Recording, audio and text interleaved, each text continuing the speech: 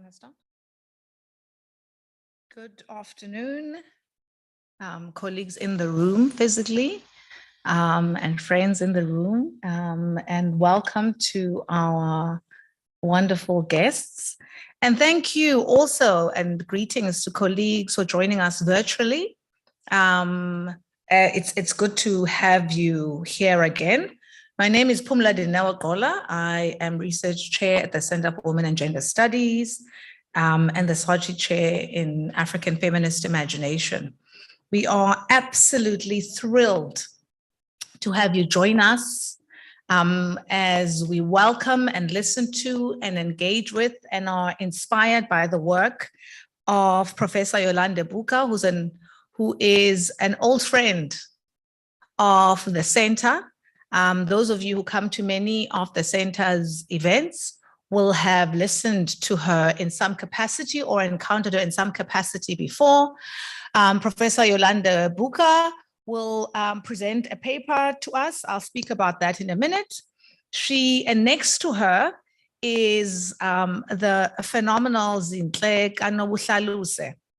Now, at the Center for Women and Gender Studies, we work and take very seriously the intellectual, the creative, and the political energies of Black women across the world, of African women, wherever located. So we care deeply about the African world, and take seriously the intellectual energies, the intellectual production. We interrogate what it means to think about African women's archives creatively, intellectually, theoretically, politically.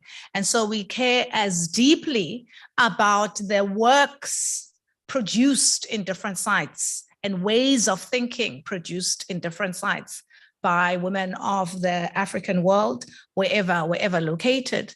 And so it is with particular delight that we welcome you today to Black Women in the Postcolony, our event today.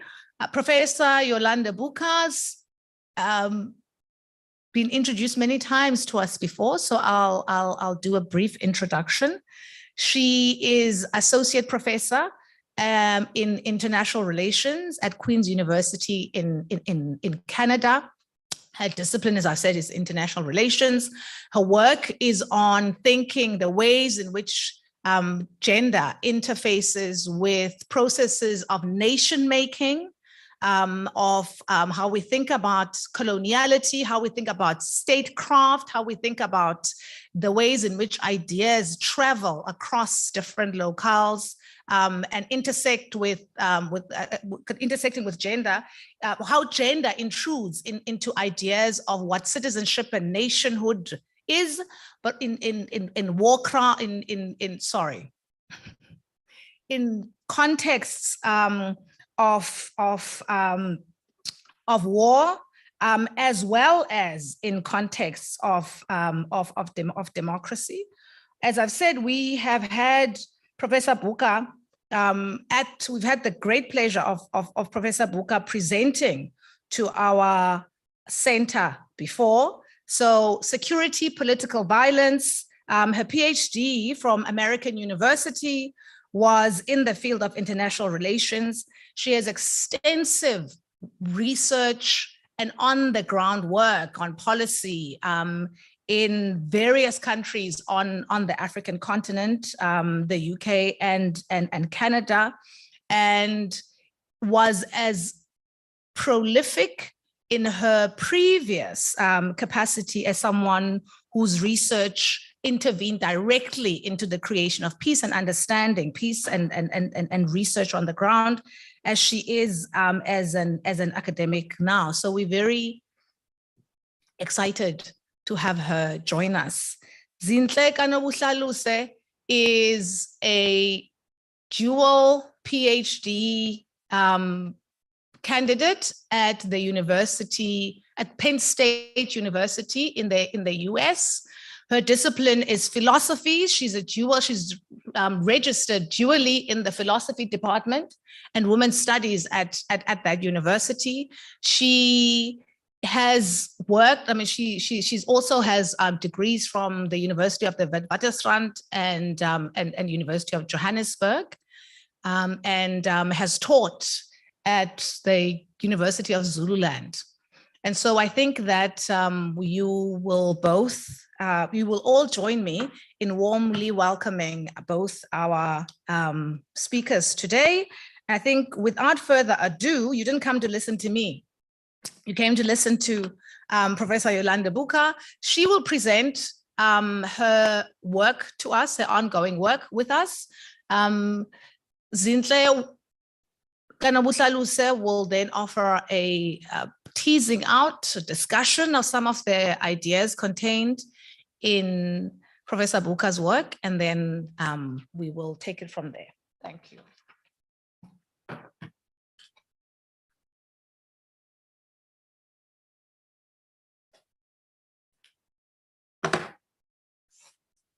Good afternoon, or good morning, or good evening, wherever you are. It's a pleasure and a delight and an opportunity to be with you all today. All protocols observed for all of you who are online and in the room. Yes, so I'm actually an assistant professor. You've promoted me to associate. I'm not there just yet. I still have a few years to go before I become an associate professor at Queen's University in Gender and International Relations. I've had this ongoing relationship with the center for a couple of years now. And as we were discussing last night, I think one of the tender mercies of the pandemic has been the opportunity to connect with feminists from all over and to develop deep friendships and working relationships. So I didn't think this would happen, but here it is. Here we are today together, and I'm quite grateful to be here. So what I want to do today is present something that I've been working on, a work in progress that I've presented a few times now. And every time that I present the work, I'm hoping that participants will give me insights and reflections about how I'm thinking and how I'm developing ideas. I like to tell emerging scholars that this is how we work through our theories and how we work through our ideas. When you see a book chapter, or if you look at a journal article, it doesn't come out in the first writing. Yeah, you write terrible first drafts, and then you share them, and then you communicate, you engage, and people give you feedback. So I'm at this stage where I'm writing and seeking feedback and ideas. So I'm delighted to be amongst you to be able to do that. So the title of this intervention is Black Women in the African Postcolony. And I want to explain the title before I move further. For a very long time, as I started writing the paper, I wanted to talk about African women in general on the continent, in spite of their differences and varieties in the states in which they live. But I was really particularly interested in the status of Blackness and being a Black woman in Africa, but in the particular Africa that is post-colonial. And here I'm not talking about, this kind of end of coloniality, but really the period since the beginning of the colonial encounter. So I had different iterations of the title through time. And so at the moment, I am with Black women in the African post-colony. And in the past decade, I've had the opportunity to work on a variety of issues, on peace and conflict, transitional justice, political violence, and women in liberation struggles, and women in politics in various parts of the continent. I've worked in Kenya, I've done work in Rwanda, Burundi, and Namibia. And, in the course of this research and at the intersection of all this work, emerged a central question. How do we assess the quality of life of African women, Black women in Africa 30 to 60 years after independence and liberation? And the reason why these questions emerge is because, as I was saying, some of the work that I was doing was really dealing with understanding our societies, however diverse, in the process of becoming democracies or are in the process of developing state capacity to provide services and political freedoms and liberties to all. And yet, regardless of the work that I was doing, there was always this question. So how do we think through? How do we look at what we've achieved so far since flag independence or liberation, depending on where you are, and think through about, what women have been able to achieve.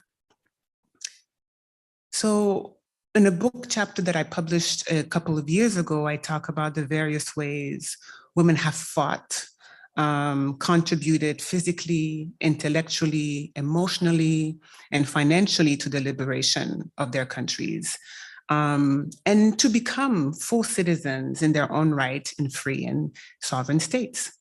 Yet, decades later, we ask, what is the worth of this citizenship for women? We can ask more broadly, what is the worth of citizenship for many African individuals, men or women or otherwise? But I'm particularly tickled by this question on gender for women and sexual minorities. Femicide and other types of sexual and gender-based violence has gotten a lot of attention lately. Globally, 1/3 of women 50 years and older are subject to violence. And in some places, like in South Africa, this number is outpaced with more alarming statistics.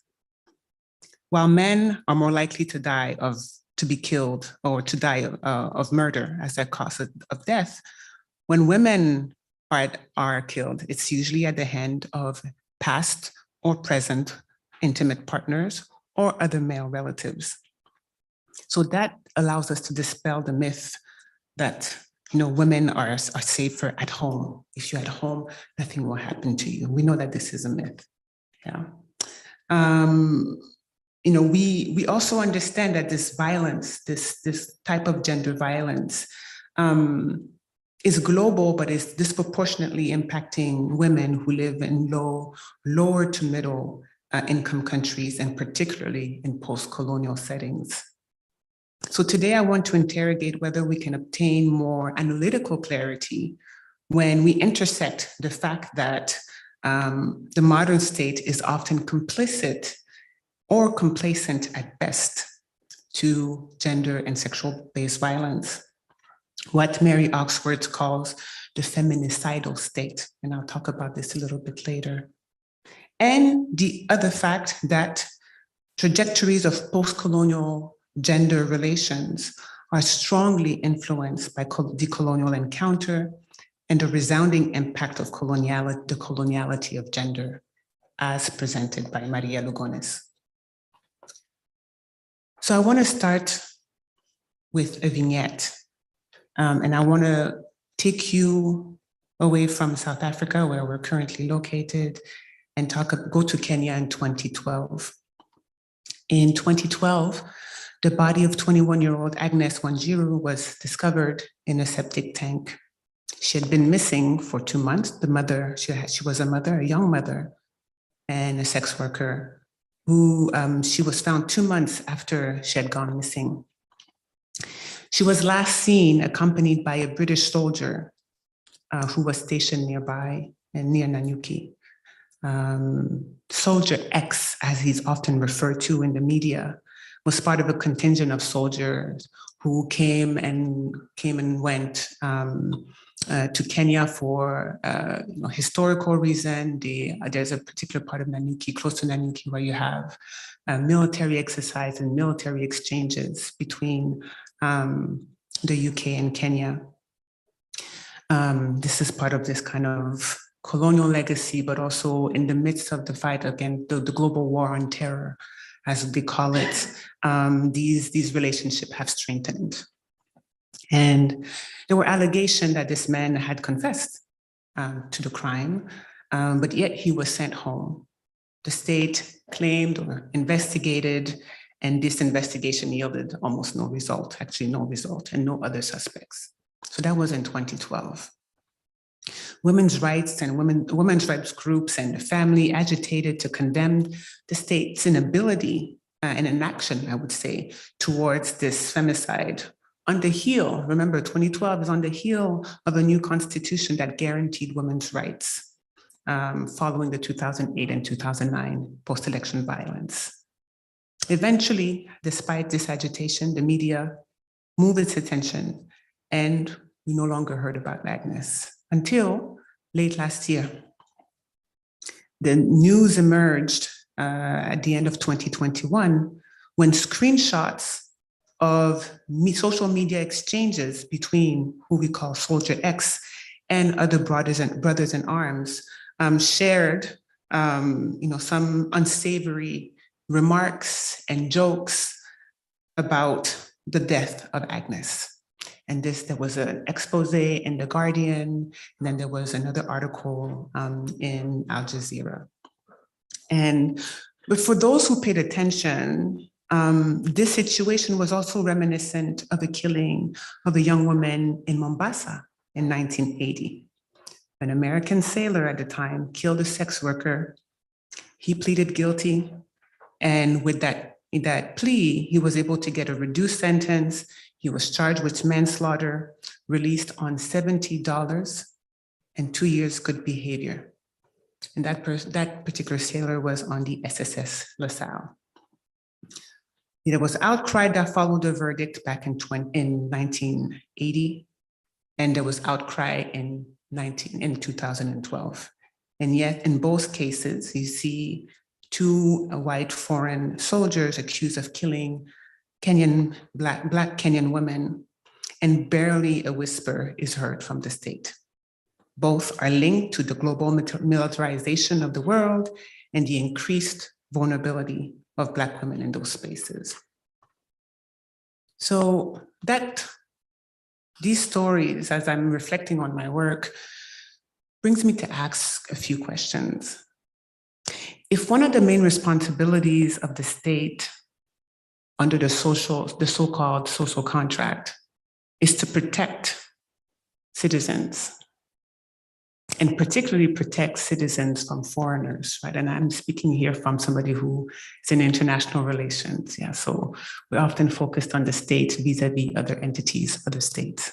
And if this contract is supposed to create an agreement that the state will protect us as citizens against the other,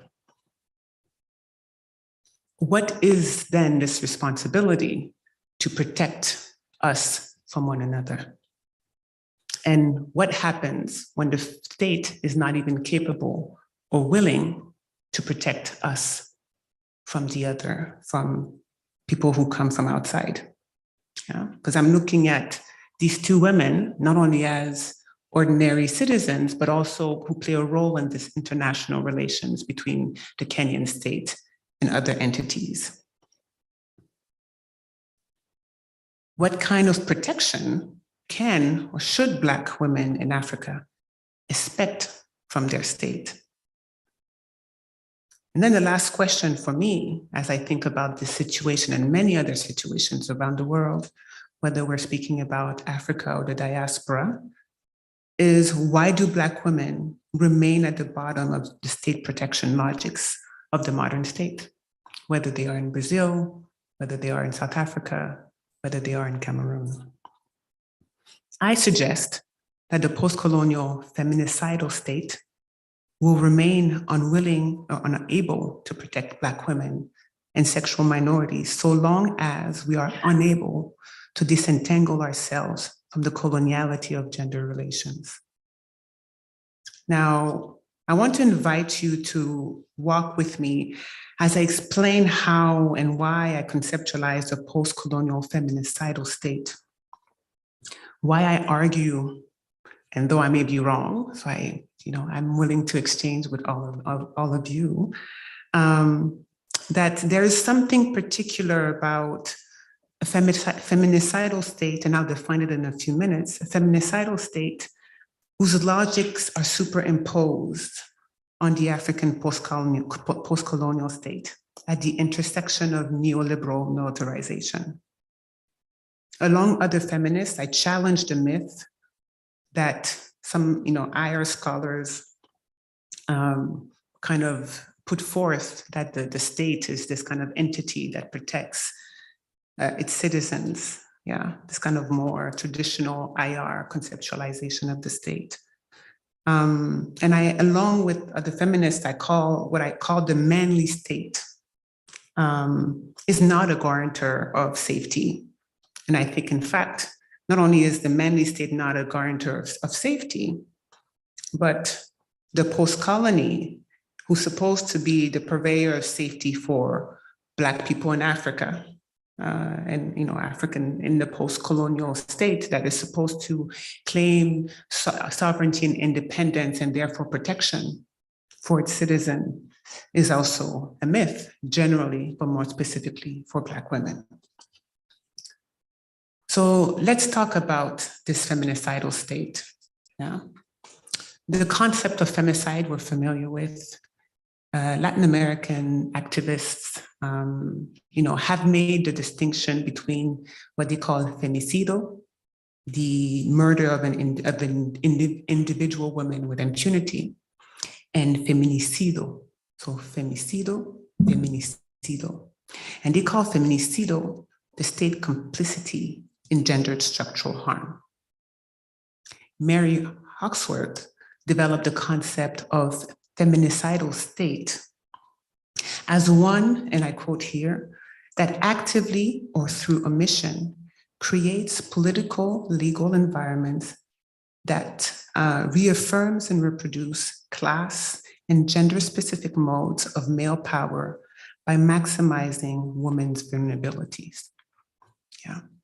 So the feminicidal state may not be the one that engages directly in violence, right? Because we can think about the ways in which the state engages in violence against its citizens and against men, women, and sexual minorities or otherwise. We know police violence, militaries, structural violence as well, yeah?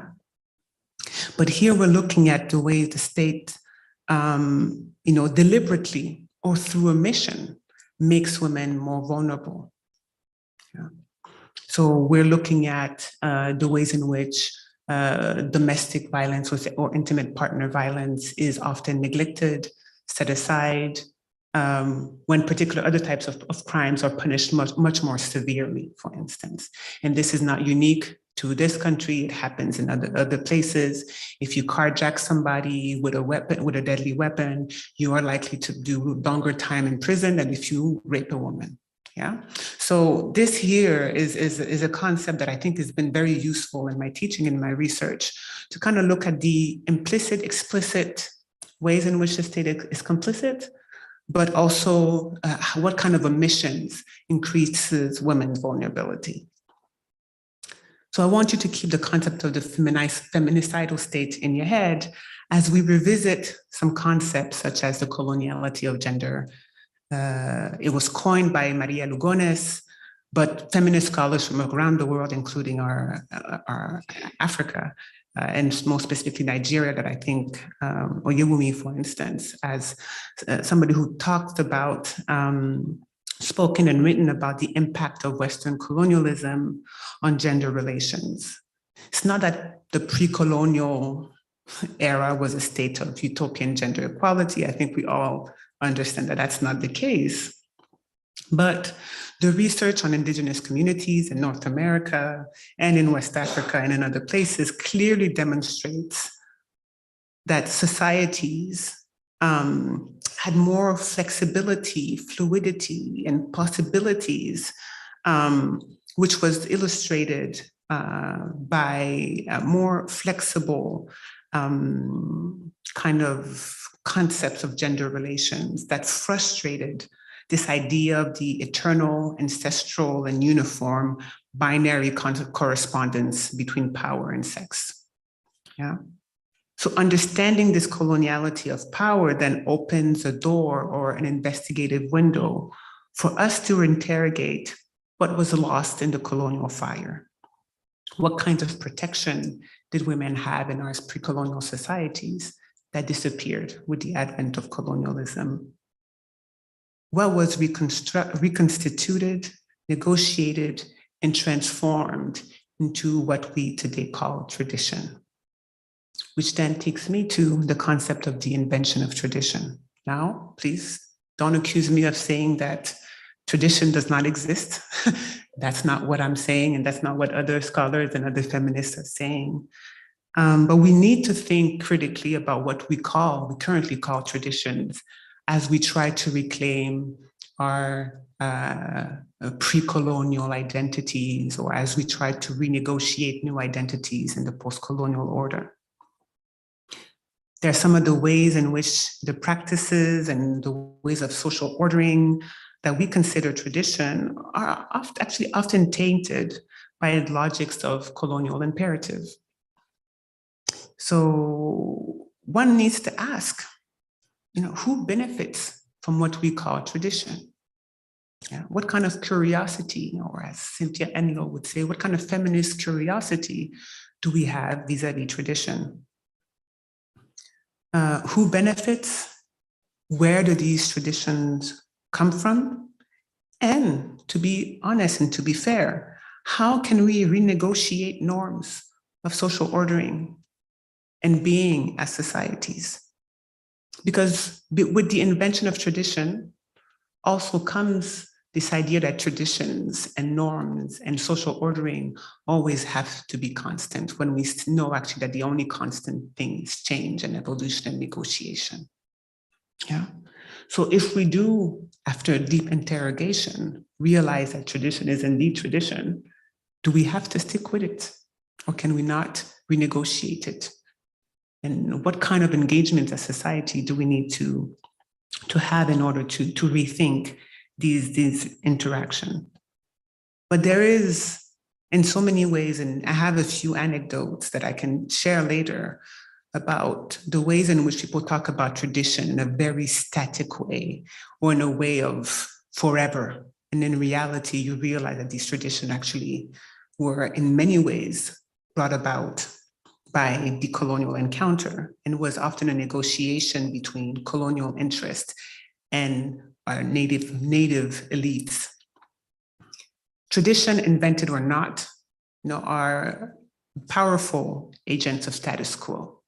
And here we're trying to think about how do we change things, not how we remain static. Traditions also have the power to discipline, regulate, and provide this order of how we understand our relationships with one another. And tradition comes often, and as we think through and engage with one another in our post-colonial states, one of the reasons why those traditions were corrupted comes from the colonial encounter and the ways in which colonial authorities often bifurcated or corrupted power between different groups and different individuals. Mahmoud Mabdani talks about the bifurcated states when he looks at the corruption of some of these customs and the superimposition of the colonial authority over what became increasingly authoritarian, customary authorities that were given more authorities, but that was linked to the benefits of colonial exportation and exploitation. Yeah. So after this particular encounter, we have independence or liberation. And I mean, maybe you'll disagree with me, but our political leaders of the first wave, second wave, have not necessarily lived up to the expectations that we have in terms of what comes from an independent or free Africa. One thing that we tend to forget, however, at least with regards to gender, is the ways in which independence or liberation came with the acquiescence of a masculine international order. Yeah. So if you think about the ways in which women agitated, women financed, even contributed intellectually to independence or liberation. Yeah. And this is one of the articles I wrote a couple of years ago, the ways in which they're systematically erased from histories and narratives also serve the purpose to legitimize a particular type of order.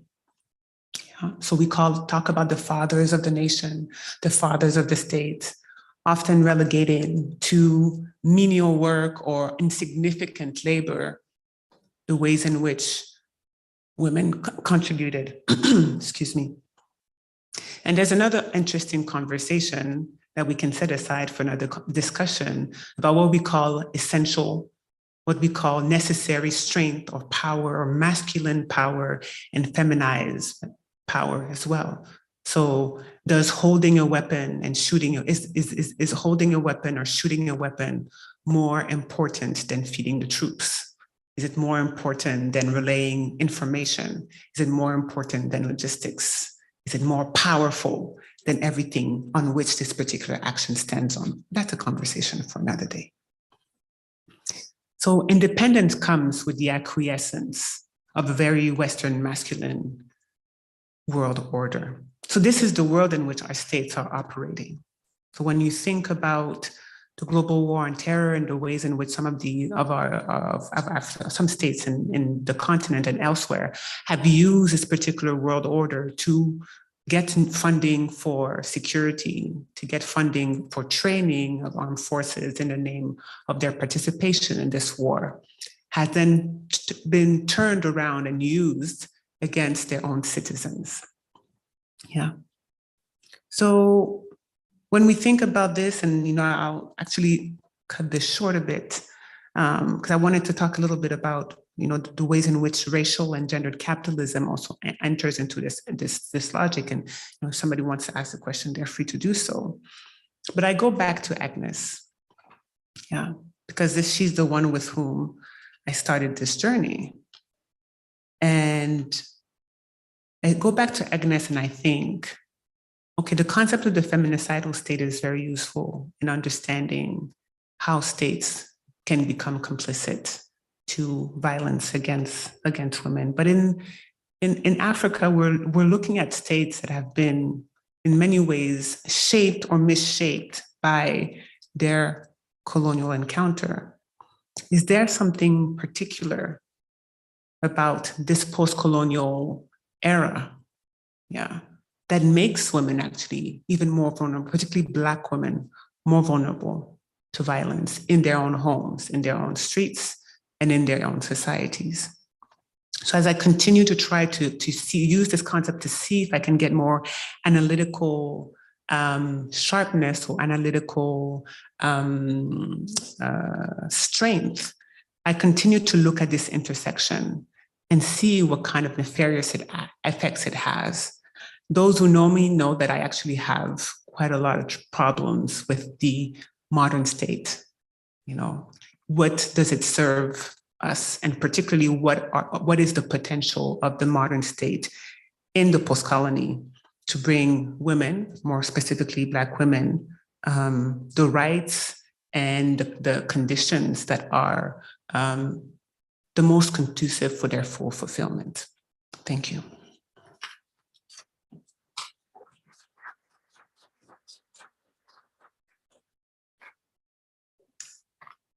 Wow, thank you very much, Yolanda. Thank you very much, Professor Buka, for those incredible provocations and insights, and that reminder of the ways in which often when we look at, while we're located in different states, much of the thinking about how gender, about how time, about how logics of violence and ordering shape the immediate and the taken for granted are often not ours. And so while you are talking about the feminicidal state and making that distinction that Latin American feminists use between feminicidal and femicidal, and which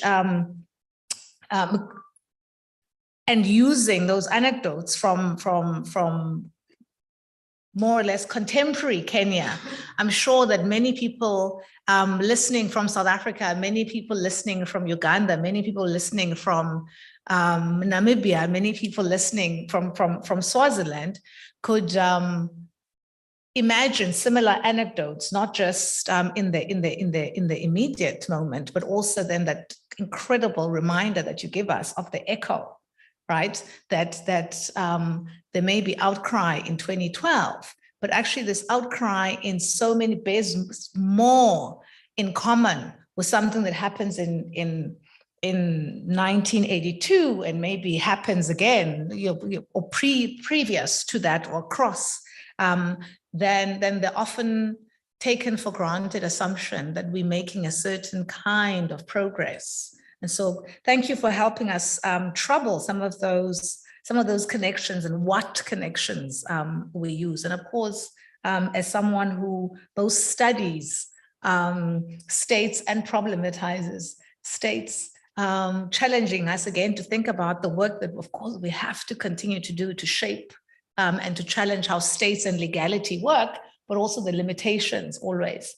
I'm going to now hand over to Zinhle, who said that I'm also going to ask to come up here and give her discussants. I'm going to ask people both in the room and in the virtual room to start thinking about some of their questions and their comments. I certainly have a whole bunch already, but I will hold mine. Zinhle?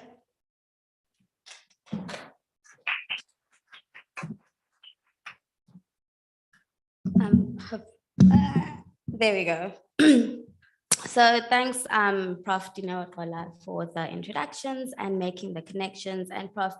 Yolanda Yubuka, thank you so much for that intriguing and thoughtful offering that you gave us. I think there's so many things that are like happening in my mind, so hence like I'm pausing. And so I think what I want to do with my discussion hopefully will start a conversation, right? And I'll just, I guess, let you know that this is what I'm thinking and this is what came up for me.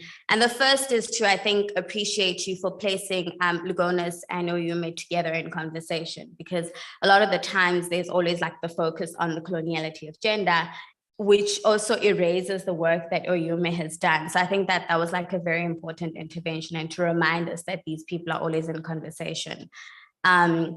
And then the rest of the thoughts that I have are framed by how I enter the conversation as a philosopher, right? And so for me, what stood out was two things: was the question of thinking about power, a question of ontology, and a question of epistemology, right? And I'll start with the question of epistemology, or rather the theme, is that there's obviously some kind of disentangling that we need to do when we think about the coloniality of gender and the coloniality of being, right? And so at the heart of this is when we think about the conditions of Black women or the African women, not only do we need to think about constructs of gender, but also it's like a question of ontology, right?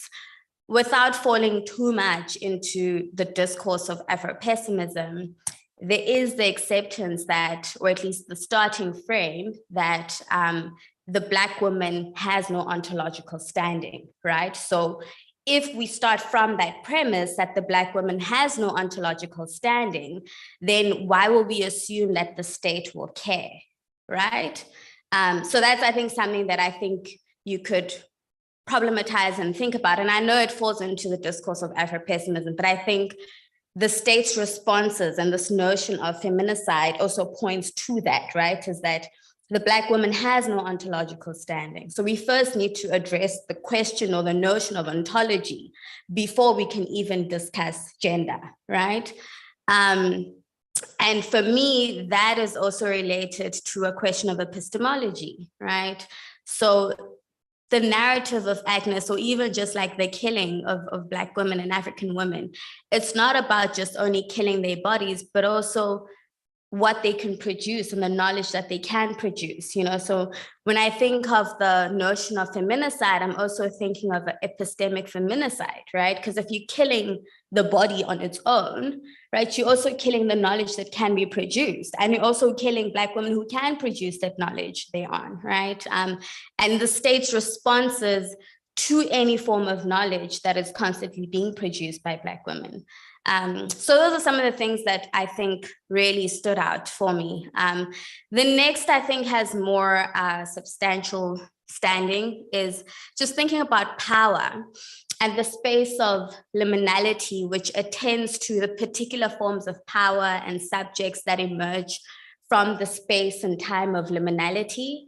So you think of the liminal or the in-between is somewhat necessary for the feminicidal aspects that does not simply stop at the control of women or the harms, but requires some kind of sustained effort on the different actors to control or to hold on to power, right? And I mean, Prof. Gola, you also just speak about how these types of things require public space, right? So that public space is also the liminal space. And when I think of the liminal space, again, it's not just the physical spaces that we occupy, right? But also the epistemic spaces as well. So Agnes's narrative also then becomes this conversation that we're having at like the epistemic level as well, right? So these harms that we see happening from the perspective of the state is not only ever at a physical level, right? But also enters into these intellectual realms that we're in. So that's also something that I think I was thinking about. Something else that I think for me, which I think was very important, is just also the notion of the feminicidal space and the notion of like how you want to think of those intersections also offers us, when we think about the lack of, well, I think a lack from my perspective, on the question of gender in relation to power, right? So here I'm thinking in particular to biopower, so Foucault, right? And then, Achille Mbembe then conceives of this notion of like necropower, realizing that the notion of biopower is not enough, so conceiving of necropower. And even his notion of necropower lacks this gender analysis, right? And I think that your work offers that conversation. Was like, how do we think about the state, feminicide, which is about power essentially, right? But you offer something that necropower can't do, right? So again, it's like just thinking about how, or rather, I wonder in what ways does this notion of this feminicidal state point to the passive work of violence and the death, which often finds itself through not only the complete eradication of Black women's life, but also this Heideggerian concept of always constantly being towards death, right? Or being kept alive, but in a state of injury. And I think those are things that arise within this not only contemporary, but also historic times that we find ourselves in, and just like the condition of not only the Black women, but also the African women. So I threw in like a lot of things, but I think it offers us something to really kickstart the conversation.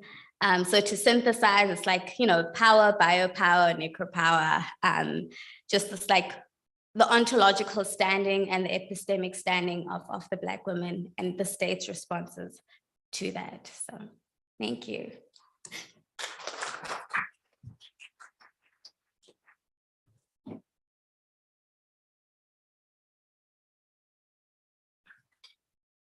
Wow, thank you so much, Zinhle, for that very careful and sensitive and layered conversation with Yolande and also, of course, inviting us as we think with Yolanda, as we think with Buka, to think about what the ways in which the feminicidal state is productive, and what it produces ontologically, what other questions, because of course Yolanda had started with those very important questions about what kind of languaging, what kind of protection, what kind of engagement, what kind of questions we should be asking of feminicidal state, of the social contract, about who benefits and what is produced in that collision with tradition and power, among other things. And I found really compelling your evocation, Zinhle, of not only how we think about publicness and how we think about kind of different kind of circuits of circulation and logics to think about feminicidal power, feminicidal states, but also to think about what publicness not just is, but what it does. And you know, and so also this idea then that you evoke of being kept alive, but in a state of perpetual harm, and what that produces, but also kind of interrogate what kinds of harm are legible as harm, and how they then kind of relate to. I was also struck by, I'm going to kind of put this on the table. I give Spokas a bit of time to, Spokas, are you going to help me with the questions? I'm assuming that the questions and comments in the panel, in the chat section. So I'm not going to ask Yolanda to immediately respond to Zinhle. I think that we will do a kind of collective response. Spokas, are you going to speak from there? How are we going to do this? Okay. Do you want to, can I throw in a tiny question? While you kind of order your questions, which I'm not going to ask Yolanda to, I mean, she can respond to it if she would like at any stage in the Q&A. I am really kind of provoked by this, by how you use the notion of a feminicidal state. I'll say a little. I think, as someone who often, I think, neglects that part of the kind of the debate around the kind of global debate around feminicide versus femicide, and who often kind of relies on the femicide. I think a lot of the kind of contestations and perhaps translations outside of the Latin American context of that distinction have often been kind of feminicidal as meaning kind of legal femicide, a kind of reduction to kind of legal femicide. So I'm really energized by your kind of insistence on thinking, well, not just limited, not just legal, the distinction between legal femicide or legalized femicide versus kind of femicide as kind of more broadly understood, but really this idea of a femicidal state, which I think pushes us as people who are thinking about the ways in which femicide is enabled and other forms of harm and violence are enabled in a variety of ways by states, and even perhaps especially by states that have the kinds of protections that should have made 2012 murder impossible in the Kenyan context, or that should make a variety of what passes as norm in the South African state impossible. Because I think we often struggle with the language of what to name a state that has the framework and the stuff that's supposed to make it happen, but that nonetheless is more than just complicit. So thank you very much for that. Do you want to, and I'm reminded, sorry, Spokas, and I'm reminded of what Barbara Boswell says about the very inauguration of a thing that of a post-apartheid state, relying on the acceptance into the social contract of the fact that violence against Black women does not matter. So she says, for example, very deliberately in the Truth and Reconciliation Commission, the definition of violence and of torture and of atrocities deliberately excludes any kind of violence against women specifically, but any kind of gendered violence. And of course, it's deliberate, even though it's unsaid, because so much of the torture was clearly gendered. Even kind of the torture of men by men, very often kind of attaching things to people's penises before you electrocuted them. But there's kind of very deliberate absenting and erasure of any discussion of something that technically you shouldn't be able to talk about in transition without talking. So I thought I'd share a little bit about, and it's not really a question, it's a very messy, woolly offering in conversation. Tao? Thanks, Prof. I'm wondering, Prof, should I just start here with the webinar and then the floor, or you manage the floor, right? I think let's just see, maybe we'll do back and forth. You and I will take turns. Okay. Mostly comments, warm comments, also just people just sharing that they're enjoying the presentation and the discussion from Zinhle as well. I have one question that I'm noting on the chat at the moment from Srila Roy, Prof. Roy, saying, thanks, Yolandi, I have to go soon. I was curious about the use of protection, given that feminists, particularly post-colonial feminists, have tended to reject the protectionist logic of the state, arguing for the state to recognize women as subjects of rights and not subjects of patriarchal protection. So she just wants to hear your thoughts pertaining to that. That's the one question we have from the Zoom at the moment. Okay.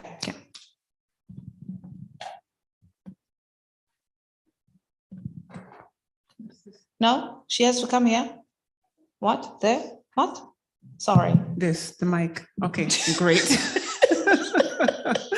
All right, so first of all, thank you both for your responses and your insights. The first thing that I want to acknowledge again is, I'm using a framework that has been used elsewhere, right? The feminicidal states is Mary Hawkesworth's work. So her name is Mary Hawkesworth. What I add, right, is this kind of superimposition of the feminicidal state to the post-colonial, right? So like when you're talking about maybe trying to speak about the necropolitics and necropower, right? I'm trying to look at whether or not we want to use this, his concept or not, this idea of looking at what is added to the concept of feminicidal state in a context where we're living in the aftermath of colonialism, this colonialism that structured our societies for the maximization of profit, right? And this is where the concept of racial capitalism and gendered capitalism enters into play, is that our societies are living the aftermath of a social ordering that was predicated on the extraction of labor, the maximization of profit, and on this particular structure where the Black woman found herself was at the complete bottom of that structure, even though she was instrumental to making that structure work. So, states in general are in many ways feminicidal, right? But what does the post-colony add to that in terms of interrogating the status of Black women, and how racial capitalism, which is global, then centers the vulnerability of Black women on the continent and elsewhere, right? yes, absolutely, I am talking about power, right? It's really ultimately the possibility of having rights, of having space in the public or in the private is about power. I remember presenting this work at Rhodes University, and one of the students asked, well, how much power do we really have if the concept of inclusion itself requires the authorization of those who hold power? Yeah. I mean, I said, well, that was a good question because it doesn't come naturally. It comes in many ways through agitation, but through negotiation, and in many ways acceptance of the holders of power to relegate some or to release some for us to be able to partake. So, what kind of effort, as you were asking, do they deploy in trying to maintain that power, or what kind of efforts or energy or resources do they not want to spend in order to achieve the types of societies where when you have all these laws in the books and in the constitutions, you actually implement them. You are accountable to a society for the implementation of those rights. Yeah. To respond to Srila, thank you so much for being here, Srila. It's an excellent question here. I talk about protection in the context of challenging traditional ways of understanding what the state should or should not do, right? Hence my challenge with traditional definitions of the state, but also my challenge with the modern state itself, because the state is making claims of protection, right? Whenever I enter conversations and I say, well, I have issues with the state, and they say, well, what are we supposed to replace it with? Like, if we don't have the state, what do we have? And I respond, well, the state is not a naturally occurring phenomenon. And the state that we have now is actually quite recent. Sure, you have the other argument as well. Capitalism allows for the circulation of money, and that requires the state to regulate. And then others will say, no, actually, you want a free market. If you remember 20 years ago when we're talking about globalization, comparative politics scholars often ask, is the state retreating? Do we still need states? Yeah, and what we see 20 years later is the state came back with a vengeance, with a very close association with capital, an increasing association with capital. And that's where, for me, the dangers lie, is the ways in which this global system was instituted in the post-European modernity has been the continuing focus on the accumulation of capital and extraction, as opposed to rights, despite the fact that they claimed rights for a particular type of humans and not the rest of us. Yeah. So no, like the claims of protection, Srila, is me interrogating those claims, right? And saying, actually, you're not doing your job, because that's not what you're about. And what we're looking for is not to be protected. Yeah. What we're looking for is to have rights in and of themselves that are known as norms, not necessarily as laws, because the laws are in the book in most countries. What we don't necessarily have is the normalization of said violence, the normalization of the destitution, or as you mentioned, the kind of like this rapid moving towards death. And this happens not only in the day-to-day, but if you look at Black women academics around the world, you find them to actually die prematurely. So it's all linked together in many ways. So yeah. Okay. Thank you, Yolanda. Do you want to say something, Cynthia? Is there a question in the can we get questions from the room? Questions, comments? Yes, we have a question. Julius? Yes, fine. Okay. Wonderful presentation, taking in so much right now. I have just a few questions for both the speaker and the respondent. Prof mentions the existence of static or unprogressive cultures and traditions on the continent.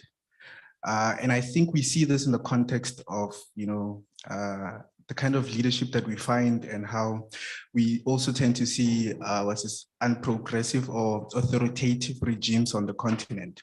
How do these static or unprogressive cultures and traditions perpetuate the continued peripheral location of women, Black women on the continent? For Zinhle, incredible response. From my background is in IKS, so I'll always think of rural women and the kind of systems that we find outside of metropolitan spaces. So my question is, from an indigenous, coming from an IKS perspective, what is the magnitude of the destruction and degradation that we see through epistemological femicide? This is just me considering, rape and femicide that is taking place in rural South Africa, particularly with the elderly. So that's it. Thanks.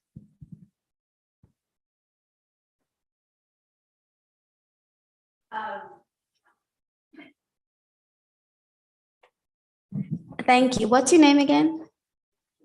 Julius. Thanks, Julius. That's a very heavy question. And I don't have a well thought out response, but what I will do is throw it back, because I have essentially what this gets at is the question of how do you think about laws and just even the right responses if the position of the Black woman is not legible to the state, right? So what kind of recourses are there, right? So it's then how do we think about even just a question of epistemology if the starting point is that the Black woman's life is not legible to the state? So I'm going to throw it back because you didn't answer that, which is something that I was thinking about. So hopefully you're able to synthesize Julius's question, because I'm still stuck at the very first premise, which refers to just the coloniality of being and all those things. And I also know it's not a productive conversation sometimes because it's very pessimistic, but I think it offers a helpful framework to think about going forward instead of being reactive. And another question that I have, just while I have the mic, is just, well, moving away from what the state is doing, what is the imaginative framework that you see going forward, right? So what do we do with this? And also, how do we think about Black women's responses that have, not only just being in this space of passiveness, but they've also been active as well, right? So how then do we think about that? Thank you. I got trapped with more questions than when I passed the mic. So Julius, to answer your question, I want to clarify that I don't think that the cultures are static. They always evolve, right? What you have is claims of the status quo in many ways, right? Cultures, in my understanding of them, are living organisms. They encounter intrusion, they move around, they figure out how to navigate and negotiate, and then they resettle themselves. And it's a constant movement. And even when people say, no, this is how it's been for 500 years, you actually have to interrogate, actually, how does this particular cultural aspect of our lives actually has had to evolve with the advent of the emergence of the modern state, or with the advent of democracy, or with the disruptions of technology, right? I speak, for instance, about the griot in West Africa, right? The storyteller, those who tells there's a wedding, there's a birth, that person is responsible for talking about said couples or said child's ancestry and tell the stories and so forth, through a variety of, the griot is still there. Yeah, it's still there. In Senegal, I think, for instance, the kora and the griot, the instruments going together. But the ways in which, when you say the kora, the griot has been there for hundreds of years, that's true. But the ways in which that particular cultural aspect manifests itself in our day-to-day changes, because it has to in order to survive, whether it's survive in a less progressive way or another, it does survive. Yeah, but I do take your point, right? So under, why or how do some of these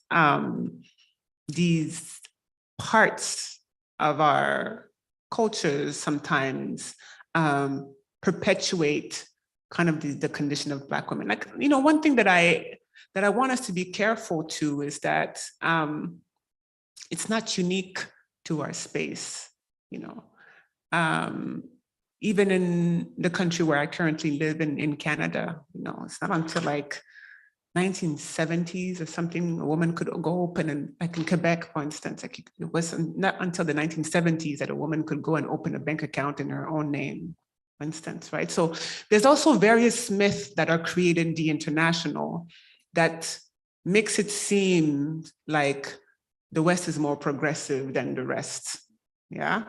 And so we have to be careful about how these myths are then transmitted and absorbed here, and then assume that we're constantly lagging behind, because it's not necessarily true. So we want to be careful about that. And in fact, maybe if I spin the question, I would want to interrogate what types of practices were used in the past that offered more protection to women than they do in this contemporary era, right? There's in some, I'm more familiar with West African, because I'm West African. If you read, there was always a plot of land, and in some cultures you had a plot of land if you were a woman and you went to marry. That was always there for you should you have to leave your husband, right? So you didn't leave and you weren't destitute, right? You could go back to that plot of land on your communal land to cultivate, which offered you a choice to leave or to stay, right? So I think, one of the reasons why certain things remain somewhat a little bit static, as you've offered, I think is resistance to change, right? It's resistance and trying to hold on to power of authority. And I think you always have to ask yourself who benefits from that. I don't want to claim this for myself. I remember being on a panel with a scholar from LSE, and I forgot her name, but she wrote one of her first piece of writing. She was, I think, from Nigeria, and she said, even if it's traditional, who cares? Like, we can move on and move forward. Nothing says that it has to be this way. So there's, I think this is where, it goes then to your question about, what are the possibilities? I don't have an answer. I spend a lot of time criticizing the states. I don't spend a lot of time imagining what it could look like. After what it looked like. If you enter my brain, yeah, it's best if you don't. But one thing that I know for sure is that the state wasn't always there, right? It's a recent phenomenon in terms of us being human, and it evolves. I'm a bit cynical because I see the re-entrenchment of the state through various tools of carcerality, and this kind of neoliberal ordering of spaces in a very aggressive ways. Identification, numbers, biometric, the intersection of technology is actually making the possibility of disentangling ourselves from this mode of of political and power ordering quite challenging. And in that, there is an increasing amount of capital that enters into that relationship. So I think I'm spending so much time, flailing against the state and saying, no, wait, let's see exactly what's happening here, that I haven't had time to think. But one thing that I know is that there continues to be people who, live in spite of the state, create in spite of the state, connect in spite of the state. And I think these are the spaces where we could look and should look for inspiration. The state has not yet been able to digitize, organize, identify everybody. And like migration regimes are part of this as well. Who is allowed to leave, who's allowed to stay, who's allowed to enter, and so on and so forth. This was not, and this is, another thing that I often think about, this kind of sedentary imposition, which is actually very colonial. Like you have to stay in this particular space.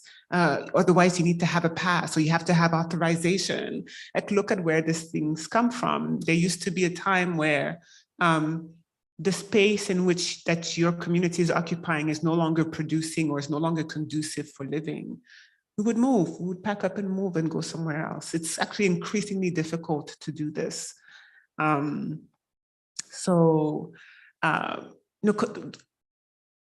terms of the relationship between femicide, epistemological femicide,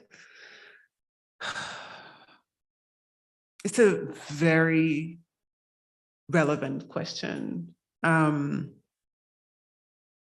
this is, I actually detach these two things. And I don't know why I do. Like, I've spent a lot of the past few years trying to, along with many other feminist scholars, African feminist scholars, including you, Pumla, like unearthing, knowledge produced by Black women. When we think about the coloniality of being, Sylvia Winters, right? That's who you're referring to, saying their names and using their concept to understand the current condition. There are a lot of African and Black women whose work we're now starting to unearth, normalize, and force to use into our day-to-day. And for some reason, I actually always separated this kind of intellectual death or with the actual body. So what you offer here, for me, both of you offer, is how do we link both? I think there's a very obvious way to do that. While you kill the body, you kill whatever comes with that person, the knowledge, embodied knowledge, which is a whole set of scholarship. But there's also the normalization. I think they're linked. The normalization of setting aside the body, the disposability of the Black woman's body, and the disposability of our knowledge, right? And with that comes very masculine way of understanding power, very masculine way of understanding knowledge, of understanding order, of understanding what is peace, what is conflict, what it should look like, right? So a domestic disturbance in the private is not a conflict, but in fact it is, So these types of knowledges actually are set aside and set as disposable and not useful. So I think this is what we have to resist. And how do we resist it? Is by actually normalizing these types of understandings and pushing back in our own scholarship, or if you're writing a school paper, pushing back against, okay, I'll just go with this type of knowledge. No, actually, who benefits? Who is not heard? This type of curiosity and pushing back in our work, in our teaching, then allows for space. And once you plant that seed, I think it just gets disseminated through other individuals and other vehicles of communication. But thank you very much to both of you for kind of pushing me to link these two parts of my research.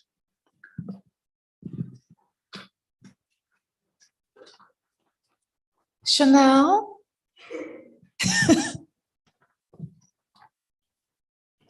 Thank you. Thank you so much for this really wonderful presentation. I was also struggling, Professor Boka, with Zinhle's wonderful contribution in terms of this idea of coloniality of being, or this idea of cognitive justice, epistemic justice, and existential justice.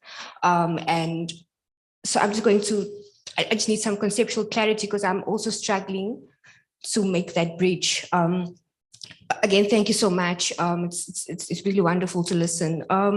So I didn't draw from Sylvia Windsor, but from Santos, who says, you know, there's no social justice without cognitive justice. And then Savransky says, okay, there's no cognitive justice without existential justice.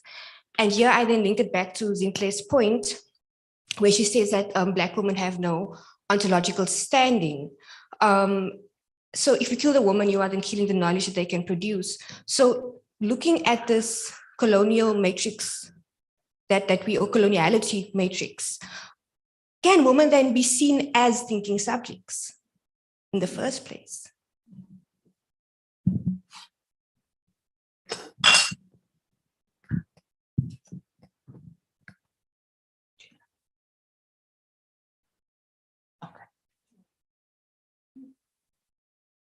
Is there another question in the house?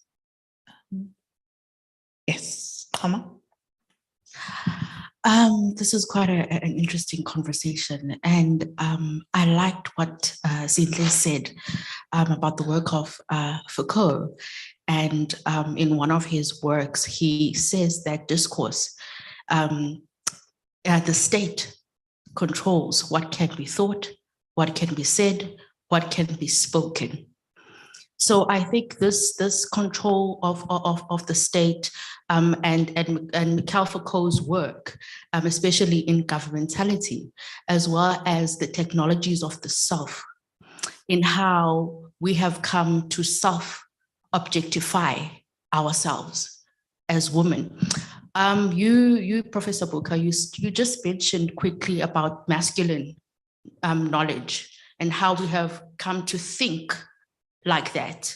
I think it just also speaks to the power of the state. But my question is this: you said you don't have much of many possibilities of maybe imagining the future of what the state could look like, but maybe could we think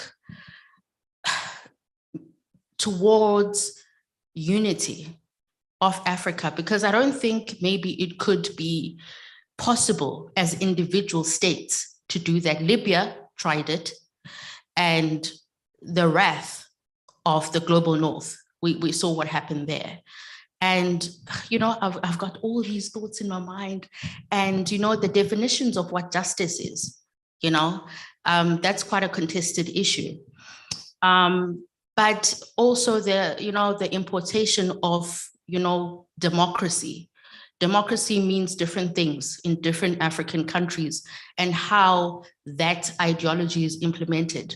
So could we think beyond individual states? Is that a possibility even, that we could think beyond individuality? Because that's what capitalism thrives on. So, yeah.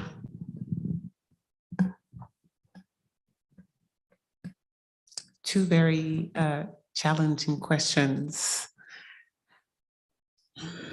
I'm going to start with the last one and then circle back to the question about whether women can be seen as thinking subjects. And then I'll pass it to you.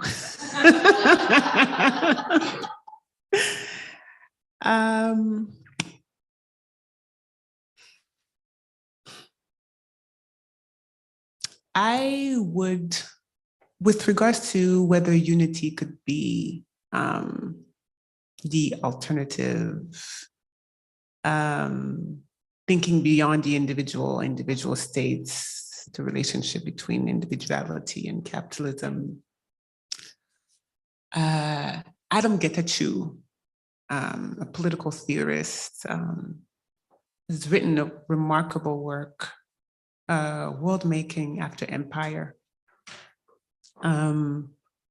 which walks us through kind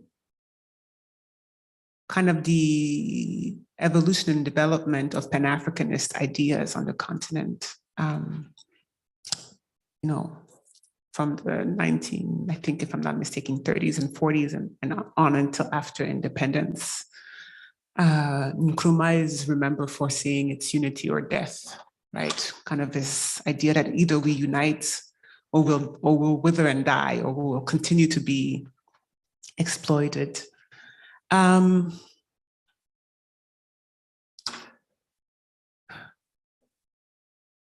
of me wants to say, absolutely, yeah. The capacity of a critical mass of African states, you know, should come together under a single flag and then battle in the world order. But the challenge is the world order is actually part of the problem. And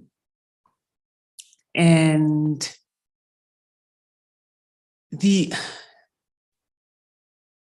other challenge is states' individual trajectories make it difficult at times to be on the same wavelength. We have national imperatives, we have our own national elites that benefit from particular types of relationships, domestically, regionally, internationally. Would unity be useful? And the question is then, how do you achieve said unity? Do you do it peacefully? Do you do it forcibly? And what does that actually look like? So you're gonna have to let me sit with that question. You're gonna have to let me sit on that. Because part of me thinks, well, I don't know, I don't actually, like I'm thinking through African history from the 1940s all the way to the 1980s, the ways in which, you know, people tried to secede because they thought secession would actually be more useful for them. I think about the Biafra War, for instance, yeah. And then others have attempted to absorb other states and say, no, we're better together. But then people say, who's the boss? Who made you the boss of me? Then what kind of leadership then would we have as well is also the question. So yeah, I mean, this is a question. What is possible in response to the state, or what comes after the state? Because there will be the state as we understand it in 2022, in 100 years from now, I think will be very drastically different from what it is today. Can women be seen as thinking subjects?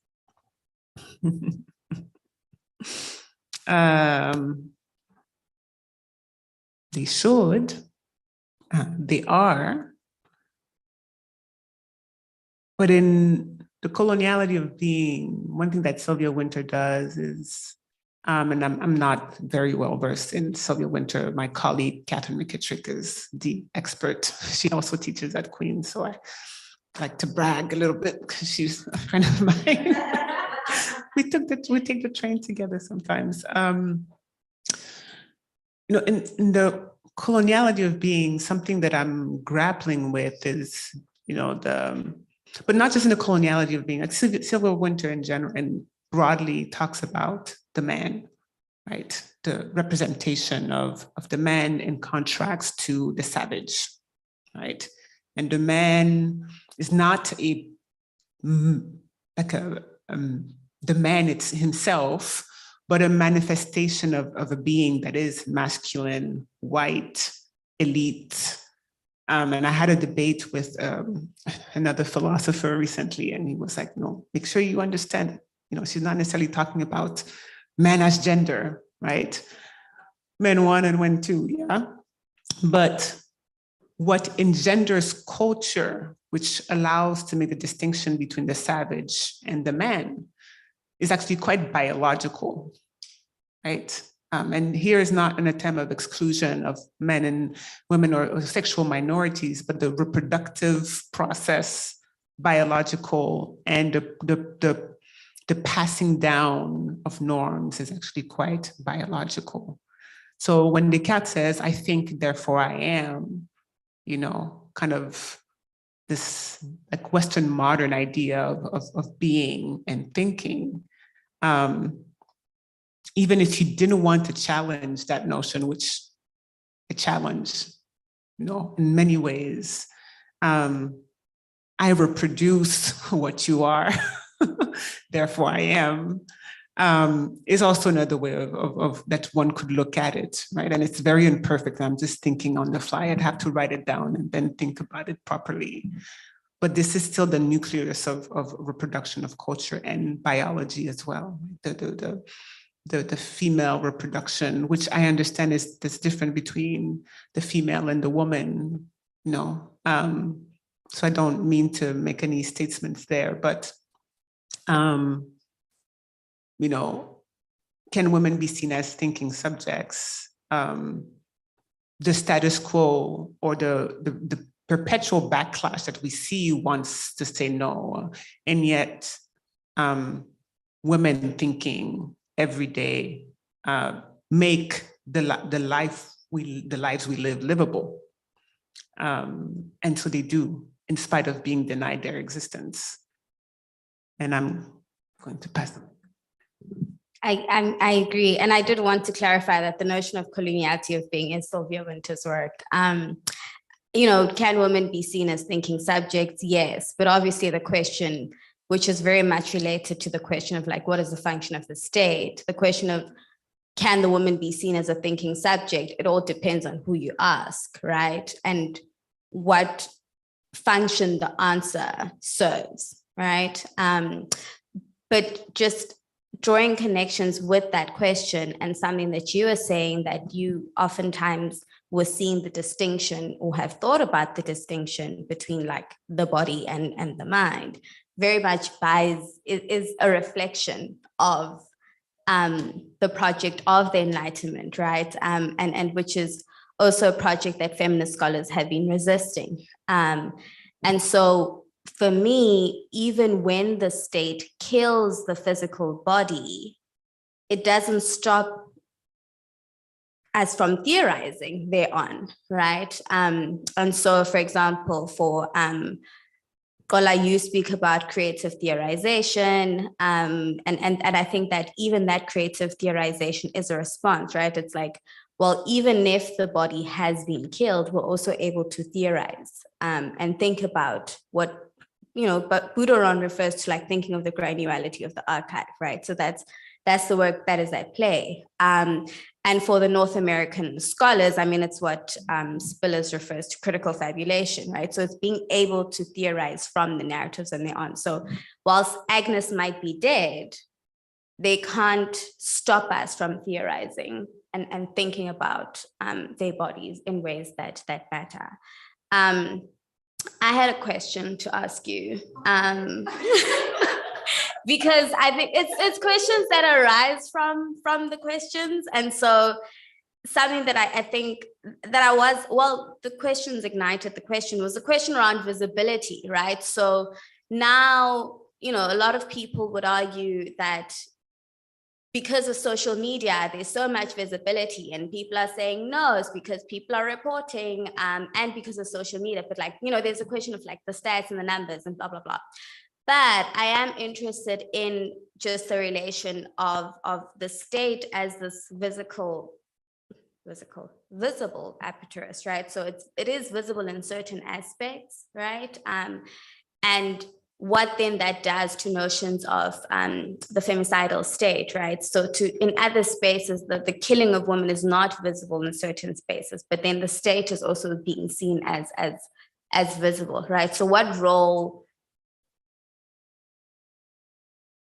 for example, I think people are always able to pinpoint or locate, I'm assuming, where the state is in society, right? We're able to see the state always at work. And in some aspects of society, the killing of women is oftentimes, or rather we've normalized it in ways that it's not visible, right? Obviously, with the change of social media, it becomes visible, right? But there are aspects in which that killing is not visible. So the state somehow doesn't want to take responsibility for that. Maybe I need to think this out a bit more, but isn't that the difference? But isn't that the difference that Yolanda is pointing to between the femicidal state and the feminicidal state? So in the feminicidal state, visibility of the state's violence vis-a-vis the state's complicity, the state's enabling, the state's direct involvement matter differently, and in some ways are part of the same matrix in a feminicidal state. And so that what is even the invisibilization is part of the complicity. Whereas I think in some of, yeah, so I mean, I don't know. Anyway, but wait. Sorry, I'm being a very bad chair because I'm abusing my power. Sorry, I'm just getting so, this is such an exciting discussion, but I'm also trying to be in the spirit of also being, you having a responsibility of care and exercising the visibility of care. I can also see that, we love having Yolanda here, but we're really making Yolanda and Zinhle work hard. I just thought I'd check though, we're taking one last round if there is a last round. So are there people in the room for one last round of questions? Are there questions around so that I mean, I think we can go back and forth all evening, but as I said, I think that there is I would like to exercise the kind of feminist care. So, Julius, you want to ask another question? Once, twice? No. Okay, great. Do we have more questions or comments in the chat? Okay, so what I'm going to do then is I'm going to, Kama will be doing a vote of thanks, but I'll just do a mini thank you to Yolanda Buka. I will give them a chance to say one more thing, so I'm not cutting them off. I would like to just offer a vote, or not a vote of thanks, like just acknowledge and close this section, and start to close this section of our program today by just thanking Professor Yolanda Buka and Zinhle Kanobuslaluse for the incredible gift of the thinking and the provocation and the challenging that they have offered us today. I think that our initial excitement in anticipation has been more than exceeded, which is saying a lot because we really were barely. We really were at the edge of our seats with excitement. I almost wish that we could, and I'm now kind of slightly subtweeting the people who provide the resources. I almost wish we could have them both here for much. We would be able to have them here for much longer, because I think that everybody in the room will agree with me that the offering that we've had today has really, and I think that has really been enormous.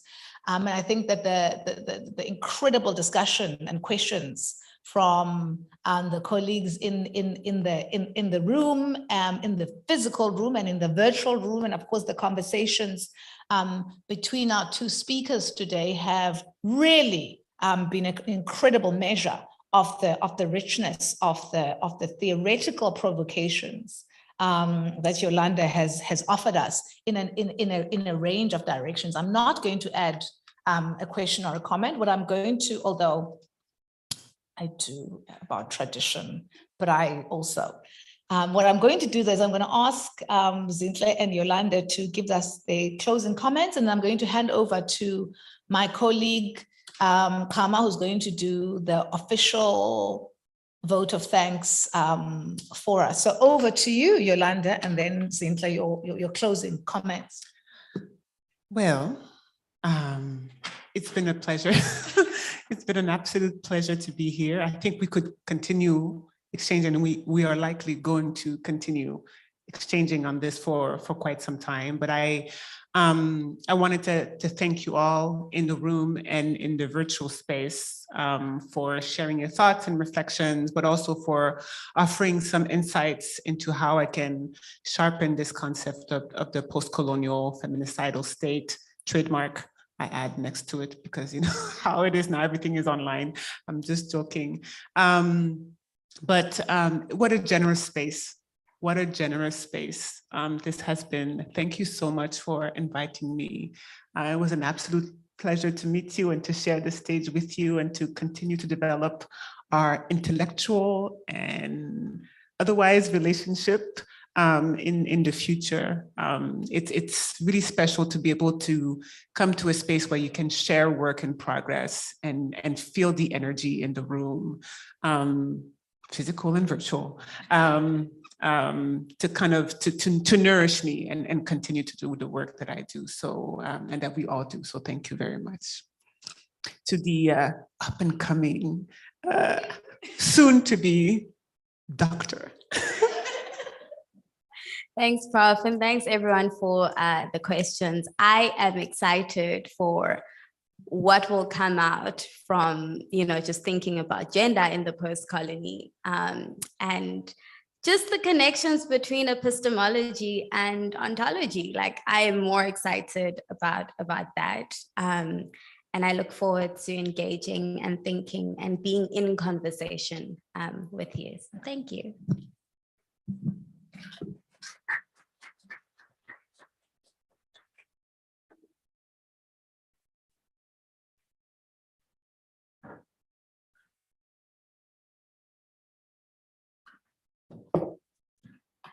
I think everybody can concur that this was an interesting conversation. And, you know, I was just thinking that let me ask another 2 questions, but Prof. Gola's right, we would be here the whole afternoon. But thank you so much. Thank you, Prof, for coming all the way. On behalf of the chair and the Center for Women and Gender Studies, would like to thank you so much, and you, Zinhle, say thank you for those provocations. And as a token of gratitude from us here at Mandela, we'd like to present you with these.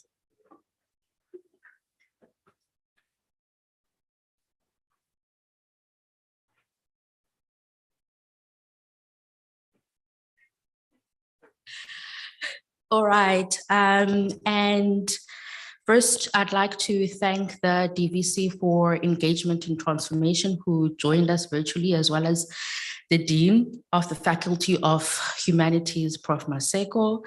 I'd also like to thank you to the Chair of African Feminist Imaginations, and I'd like to thank Dr. Babala Magokwana, who unfortunately could not make it this afternoon with us, who's the Interim Director of the Center for Women and Gender Studies. Thank you to our support, the tech team of Songezo and Bonjo Mabena. Thank you guys so much. Thank you, Sipokazi and Wendy, for coordinating this event. And yeah, that's it from me. Thank you everybody here for joining us, and thank you to our audience virtually. Thanks.